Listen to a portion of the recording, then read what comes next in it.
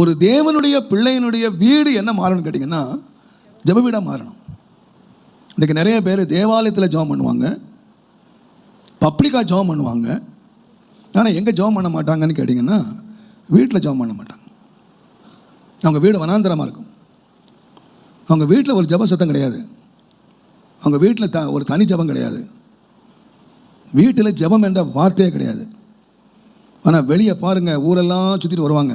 அங்கே night prayer, இங்கே டே prayer, அங்கே ஃபாஸ்டிங் ப்ரேயர் நடத்துங்க, ரொம்ப நல்லது தான்.